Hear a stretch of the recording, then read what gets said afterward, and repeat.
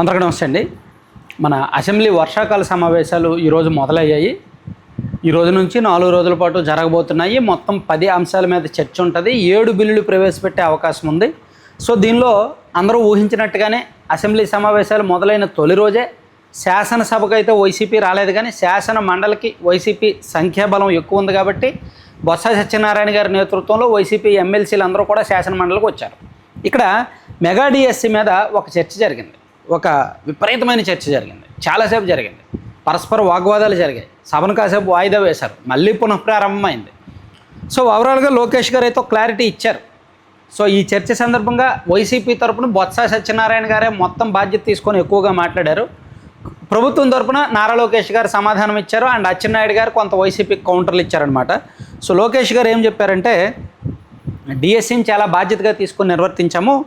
ఏటా డిఎస్సి నిర్వహిస్తామని ఎన్నికలకు ముందు హామీ ఇచ్చాము. మొత్తం 148 రోజుల్లోనే డిఎస్సి నియామకాలు పూర్తి చేశాము. విద్యా వ్యవస్థలో తెదేపా ప్రభుత్వం ఎన్నో సంస్కరణలు అమలు చేసింది. టీచర్ల నియామకాలు, బదిలీలు పారదర్శకంగా ఉండాలని సీఎం భావించారు. మా ప్రభుత్వం టీచర్లకు సింగపూర్, ఫిన్లాండ్లకు పంపించింది. గతంలో వైకాపా ప్రభుత్వం టీచర్లను మద్యం దుకాణాల ముందు నిలబెట్టింది అని చెప్పి లోకేష్ గారు చెప్పారు. ప్రజాప్రభుత్వంలో ప్రజలకు స్వేచ్ఛ ఉంది. వ్యవస్థను ఎవరైనా ప్రశ్నించవచ్చు. భిన్నాభిప్రాయాలు ఉన్నవారు కోర్టుల్లో 336 కేసులు దాఖలు చేశారు. వర్టికల్, హారిజంటల్ రిజర్వేషన్ అమలు చేయాలని కోర్టు స్పష్టంగా చెప్పింది. డిఎస్సిలో ఇలాంటి రిజర్వేషన్ అమలు దేశ చరిత్రలో తొలిసారి. పారదర్శకంగా మేము నియామకాలు చేపట్టాం. అందుకే వేల మంది ఉపాధ్యాయులు స్వచ్ఛందంగా వచ్చి ప్రభుత్వానికి అండగా నిలిచారు అని చెప్పారు. డిఎస్సిపై జగన్ టీం 11 అనవసర ఆరోపణలు చేస్తోంది. కులం, మతం పేరుతో వైకాపా రాష్ట్రంలో చిచ్చు పెడుతోంది. జగన్ అసెంబ్లీకి వస్తే చర్చించడానికి నేను సిద్ధం, ఎక్కడైనా సిద్ధం. ఇప్పటికి నేను 4 సార్లు సవాల్ చేశాను. ఒక్కసారి కూడా వైసీపీ వాళ్ళు ముందుకు రావట్లేదు. ఎప్పటికైనా సరే వైసీపీ వాళ్ళు అసెంబ్లీకి వచ్చి నన్ను అడిగితే నేను సమాధానం చెప్పడానికి సిద్ధంగా ఉన్నాను అని చెప్పి లోకేష్ గారు చెప్పారు. సో చాలా క్లారిటీగా ఈ వర్షాకాల సమావేశాలు ప్రారంభమైన మొదట్లోనే. సో ఈ చర్చ సందర్భంగా ఇటు బొత్స సత్యనారాయణ గారికి అండ్ అచ్చెన్నాయుడు గారికి స్ట్రాంగ్ వాగ్వాదం జరిగింది. ఓ సందర్భంలో అచ్చెన్నాయుడు గారు కాస్త సహనం కోల్పోయి బొత్స సత్యనారాయణ గారిని ఉద్దేశించి దద్దమ్మలా మాట్లాడుకో అనే మాట్లాడినారు. దానికి బొత్స సత్యనారాయణ గారు ఇమీడియట్గా కౌంటర్ ఇచ్చారు. మనిషి ఎద్దులో పెరిగితే సరిపోదు, భాష కూడా బాగుండాలి. సభలో ఎలా మాట్లాడాలో అచ్చెన్నాయుడు నేర్చుకోవాలి. తోటి సభ్యులకు గౌరవించి మాట్లాడాలి. డిఎస్సిపై చర్చ జరగాలనేదే మా డిమాండు. లోకేష్ రాజీనామా చేసి సిబిఐతో దర్యాప్తు జరపాల్సిందే అన్నారు.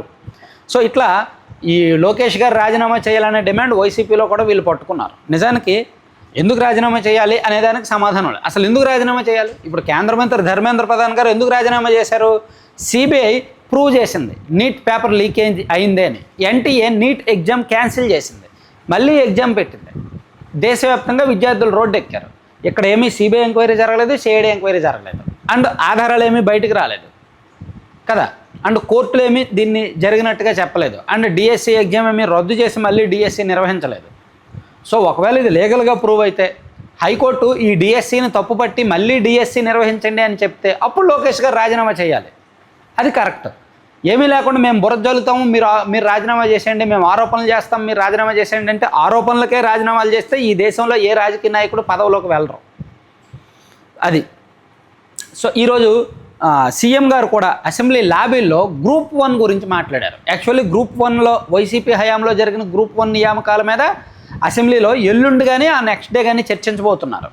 ఈరోజు లాబీల్లో సీఎం గారు మాట్లాడుతూ తన 50 ఏళ్ల రాజకీయ జీవితంలో గ్రూప్ 1 లాంటి స్కామ్ ఇంతకుముందు ఎప్పుడూ జరగలేదు.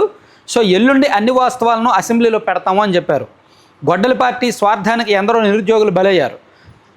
డిఎస్సి అభ్యర్థులు ఆత్మాభిమానంతోనే రోడ్డెక్కారు. డిఎస్సి నియామకాల్లో 50% పైగా మహిళలే ఉన్నారు. డిఎస్సితో వారికి ఎంతో ఎమోషనల్ బాండింగ్ ఉంది. ఆత్మగౌరవాన్ని దెబ్బతీస్తుంటే వారు ఎలా సహించగలరు అని చెప్పి సీఎం గారు కూడా చెప్పారనమాట. సో ఇట్లా డిఎస్సి విషయంలో, మెగా డిఎస్సి విషయంలో చాలా కీలకమైన చర్చ జరిగింది. సో ఇందులో లోకేష్ గారు కూడా ఫుల్ క్లారిటీ ఇచ్చారు, చాలాసేపు క్లారిటీ ఇచ్చారు.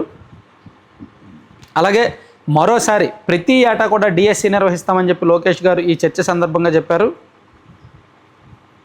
ఈ సంవత్సరం కూడా అక్టోబర్లో నోటిఫికేషన్ ఇవ్వబోతున్నట్టు చెప్పారు.